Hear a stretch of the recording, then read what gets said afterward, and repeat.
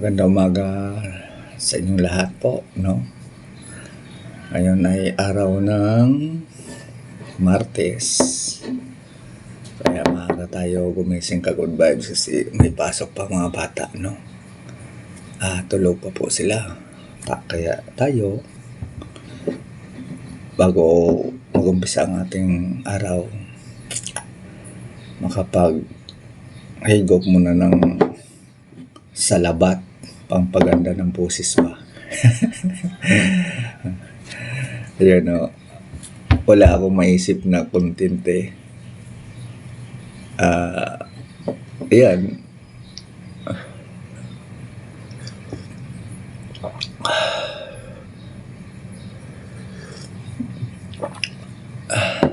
Sarap din ng pagagising mo, higop ka ng mainit na salabat, no? Talagang tanggal ang hagod eh.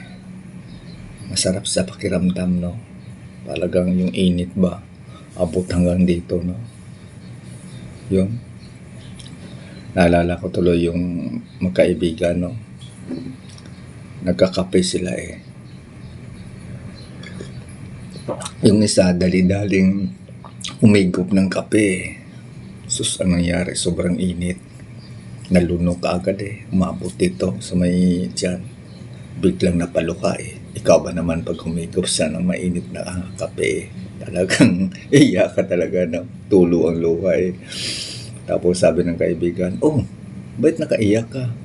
Sabi ng kaibigan, "Ate pre, naalala ko yung pamilya kong naiwan sa probinsya eh."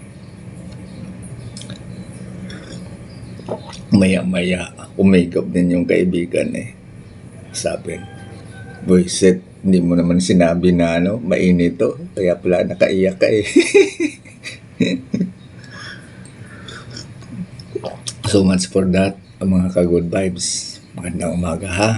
Sana dalangin natin ang ating bawat pamilya sa kabila ng mga pagsubok.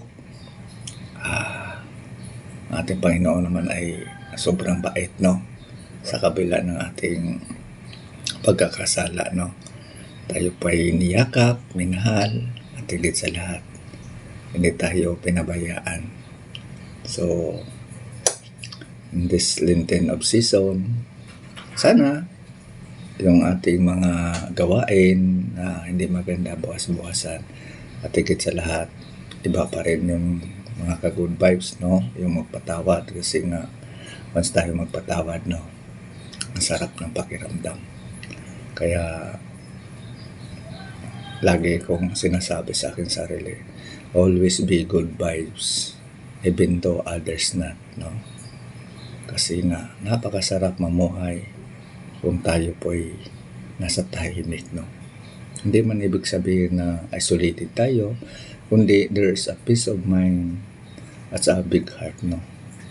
Sana everything will be alright, no? May God bless us always. Bye-bye!